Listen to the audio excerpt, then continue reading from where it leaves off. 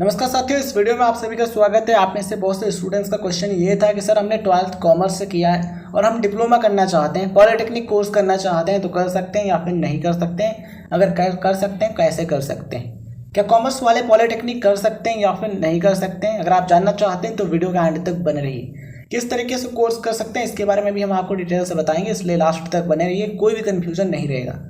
साथियों, कॉमर्स वाले student polytechnic कर सकते हैं या फिर नहीं, इसका जवाब है हाँ। अगर आपने 10+2 एंड 12th अपने कॉमर्स से किया है तो आप पॉलिटेक्निक कोर्स कर सकते हैं, लेकिन कैसे कर सकते हैं ये जानना आपको इम्पॉर्टेंट है। देखिए साथियों, डिप्लोमा इन इंजीनियरिंग का जो कोर्स होता है ये 3 साल का होता है, यानी कि 3 years का होता है, और एक जो कोर्स है वो 2 साल का भी होता है। तो जो 3 साल का कोर्स होता है उसके लिए मिनिमम क्वालिफिकेशन है 10th पास, यानी कि अगर आपने कम से कम 10वीं कक्षा पास की है देन आप 3 साल का जो डिप्लोमा कोर्स होता है आप उसके लिए अप्लाई कर सकते हैं।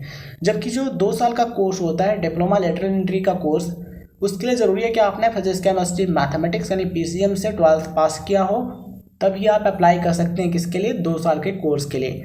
तो अगर आपने कॉमर्स स्ट्रीम से 12th पास किया है तो आप 2 साल का जो कोर्स होता है पॉलिटेक्निक का आप उसके लिए अप्लाई नहीं कर सकते, बिकॉज आपने कॉमर्स से किया है। और एडमिशन कैसे मिलता है, उसमें PCM यानी जो फिजिक्स केमिस्ट्री मैथमेटिक्स वाले स्टूडेंट होते हैं उनको एडमिशन मिलता है।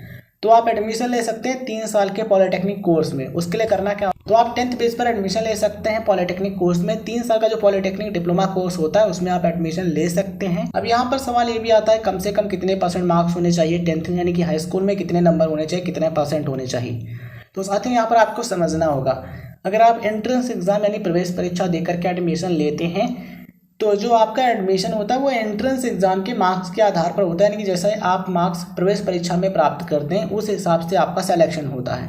लेकिन जब मेरिट बेस पर सिलेक्शन होता है, यानी कि जो 10th के मार्क्स होते हैं उनके आधार पर सिलेक्शन होता है, ऐसे में उनको ही एडमिशन मिलता है। जो गवर्नमेंट कॉलेजेस होते हैं उनको एडमिशन मिलता है जिनके मार्क्स ज़्यादा है, मतलब कि जिन स्टूडेंट्स के मार्क्स ज़्यादा हैं उनको एडमिशन मिलता है गवर्नमेंट कॉलेजेस में, और जो कम नंबर वाले स्टूडेंट हैं उनको प्राइवेट कॉलेज में एडमिशन मिलता है। जब एडमिशन का जो प्रोसेस है वो मेरिट बेस पर होता है, यानी कि जो 10th के मार्क्स होते हैं उनके आधार पर होते हैं। लेकिन जब एंट्रेंस एग्ज़ाम यानी प्रवेश परीक्षा कराई जाती है तो प्रवेश परीक्षा जो है उसके जो मार्क्स होते हैं उसके आधार पर आपको गवर्नमेंट या फिर प्राइवेट कॉलेज में एडमिशन मिलता है। तो अगर आप प्रवेश परीक्षा देकर के एडमिशन लेने जा रहे हैं, उसमें अप्लाई करते हैं, देन 10th में अगर आपके कम से कम 35% मार्क्स हैं या फिर 50% हैं, तभी आप फॉर्म भर सकते हैं। फॉर्म भर के एंट्रेंस एग्ज़ाम दे सकते हैं, और एंट्रेंस एग्ज़ाम में आप जैसे मार्क्स प्राप्त करेंगे, जितने नंबर लाएंगे, जैसी रैंक लाएंगे, उस हिसाब से आपको काउंसलिंग में अप्लाई करना होगा एंड उस हिसाब से आपको कॉलेज मिलेगा। तो अगर आप कम नंबर वाले स्टूडेंट हैं, मतलब कि आपके 10th में कम नंबर हैं, तो आप कोशिश करें एंट्रेंस एग्ज़ाम देने की। एंट्रेंस एग्ज़ाम देते हैं और आप एंट्रेंस एग्ज़ाम में अच्छे नंबर ले आते हैं तो आपको गवर्नमेंट कॉलेज में एडमिशन मिल जाता है। वैसे जो अगर आप प्राइवेट से करना चाहते हैं तो कम नंबर आते हैं आपके एंट्रेंस एग्ज़ाम में, तभी आप एडमिशन ले सकते हैं।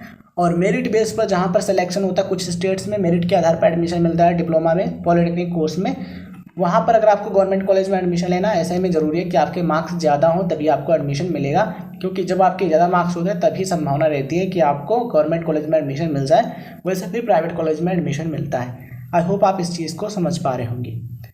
ठीक है, तो आप 10th बेस पर डिप्लोमा कर सकते हैं एंड उसके बाद आप चाहें तो बीटेक कोर्स भी कर सकते हैं। आफ्टर डिप्लोमा आपका जो बीटेक वो 3 साल में ही कंप्लीट हो जाता है, बिकॉज आपको बीटेक में लेटरल एंट्री मिल जाती है, यानी कि डायरेक्ट आपको सेकेंड ईयर में एडमिशन मिल जाता है। इस तरीके से आपका जो बीटेक है वो 3 साल का हो जाता है।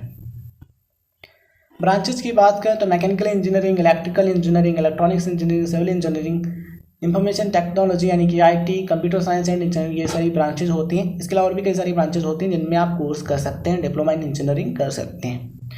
ये वीडियो जानकारी आपको पसंद आई तो इस वीडियो को लाइक करें, उन दोस्तों के साथ जरूर शेयर करें जो कि जानकारी प्राप्त करने में रुचि रखते हैं। धन्यवाद साथियों, जय हिंद, जय भारत। मिलते हैं किसी नए वीडियो में।